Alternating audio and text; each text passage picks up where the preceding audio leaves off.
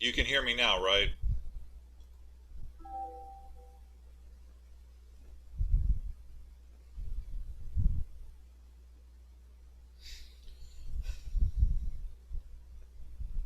No problem hearing me now. For sure. What'd you say? Said for sure. Show. Okay. Okay. Moving forward. Okay. I don't know where the heck to start. Okay. I gotta share the screen for you.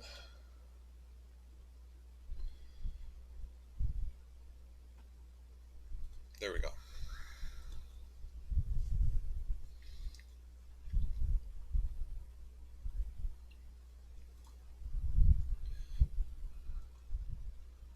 Excellent. Okay. So I have opened up on the screen the first page of The Stranger. Now, while you're reading this, you probably already have a feeling of frustration with the character. If not, it will be developing soon. Uh, so, Camus wrote The Stranger. It is very much a model for existentialism, just like Jean Paul Sartre's Nausea. Okay? Both are French men. Camus and Sartre are Frenchmen. Uh, their careers, they lived in Paris. Okay. Now, Sartre is the basically we can call him the father of existentialism. He got the ball rolling. Camus is Camus is often linked to existentialism. Okay. Although, if you've done some outside reading, you might have picked up on the fact Camus himself, near the end of his career, didn't feel he was existential. Okay. So, as much as he, the writer, feels he's not producing existential works, the critics are divided.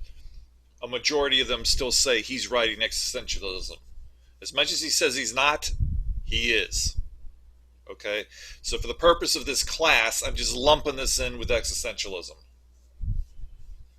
The fact the argument exists actually makes it an existential book. Okay? And it comes down to who's really in control of the label, the author or the critics. So I'm erring on the side of the critics. Um, Specifically, this anti hero in this absurd universe that Camus has created is extremely distant and disillusional. Okay? He's a lot like the Prufrock character by T.S. Eliot. You can't avoid it. He's a lot like the Sartre protagonist in the novel Nausea. Okay, there's a number of parallels that could be built up for these characters.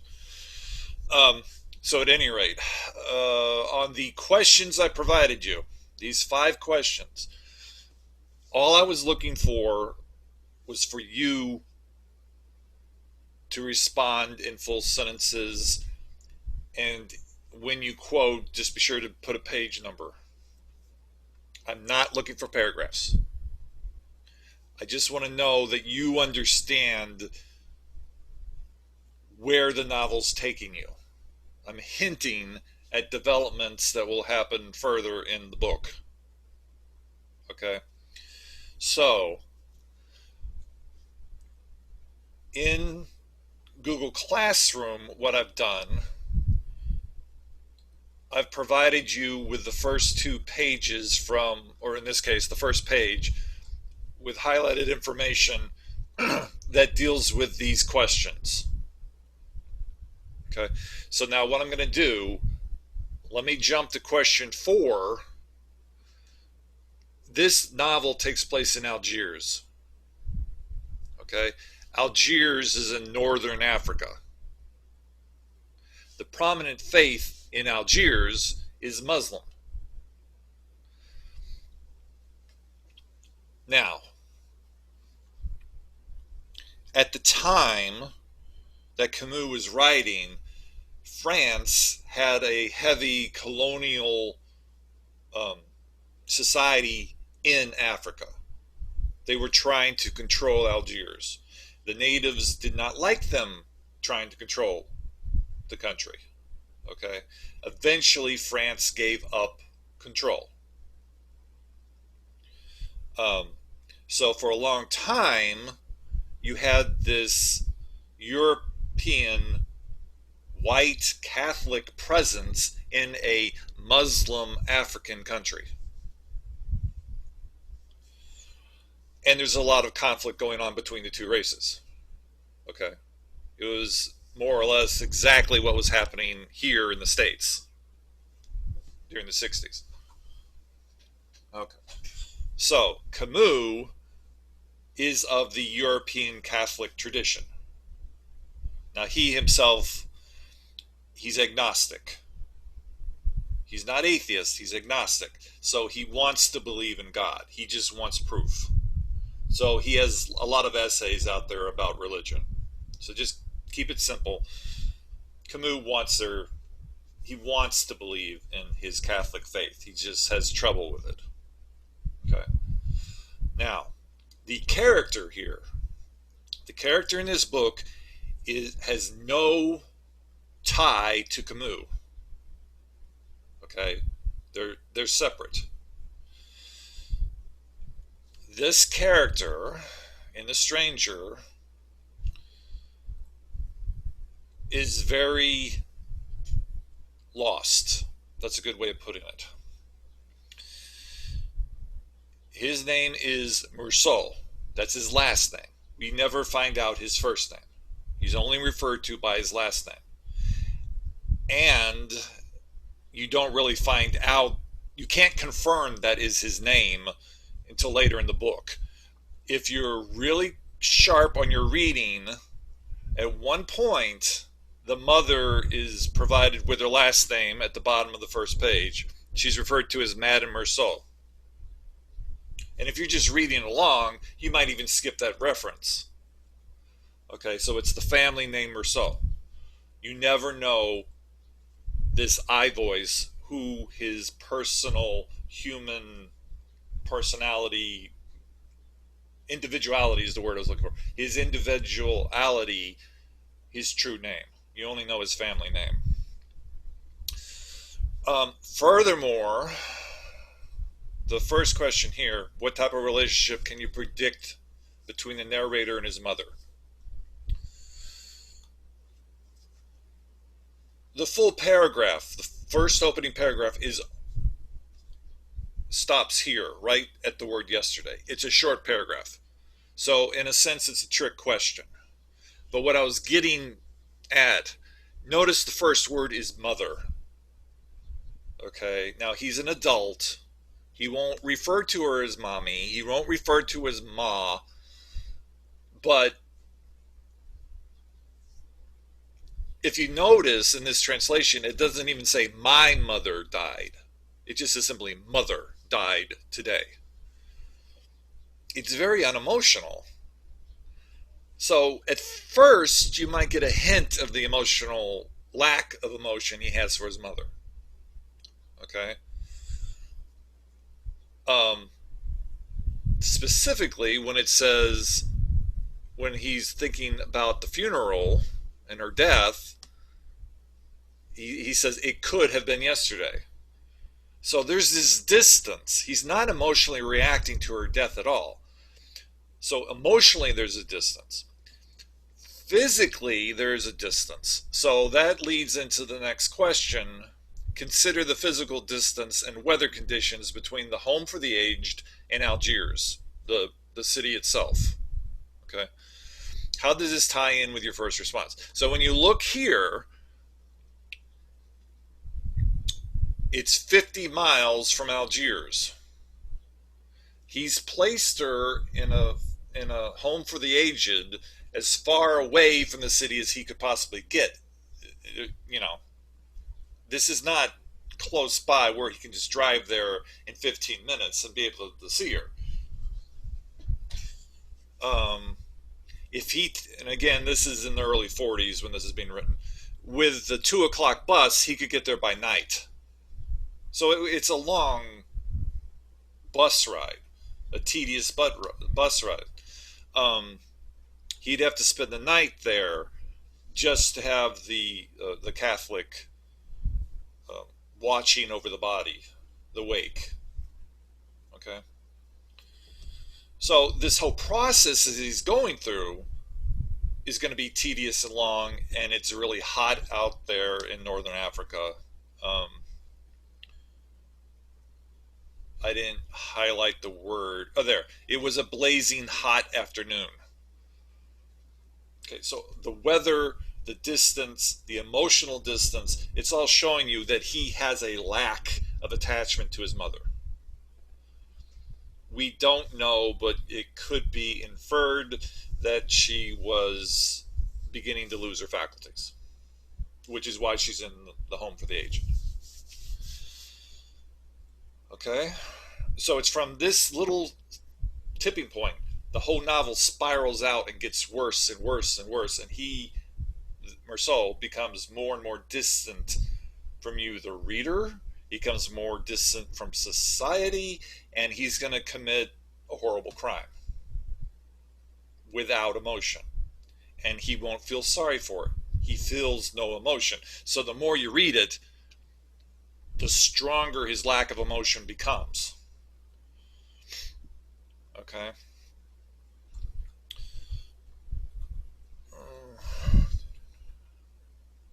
Which is the whole it's a very flat tone that he delivers everything. Even when he gets slightly angry, it's not very aggressive. It's just a statement. It's really odd. I feel when I read it for the first time, I myself got frustrated. So you probably will too. Um, oh, okay. And no, so we've answered 1 through 4. In number 5, why does Camus' choice of using Algiers and not Paris? Notice, even though he was in Paris with the publication of the book, this is Algiers. It's not in France. So he's picking as far, even though he grew up there as a young boy and as the beginnings of his career, he has attachment to that location. Don't get me wrong. But the average Parisian would have no connection to this city other than the colonial social economic ties. It's a foreign country. So by picking a foreign location with this strange unemotional narrator, the reader, the average reader, is getting even a further distancing from the character. There's no way you could relate to him on many different levels. Um, and that, again, that ties into this idea of how the existential anti-hero is an outsider, is a pariah. And in this particular case, he's a pariah of his own making, the narrator. Okay? Again, you're not supposed to like him. You don't feel sorry for him. You won't have any sympathy for him. He's going to be arrested, and he's put on trial. And the closure of the novel is not at all satisfying. I'll just tell you that. Okay? But it's very existential. So with that in mind, are there any questions? On Wednesday, I'm going to throw something at you. You're going to write a paragraph. Just one paragraph for this week. So in the meantime, I just need to know if everyone's cool with these 5 questions.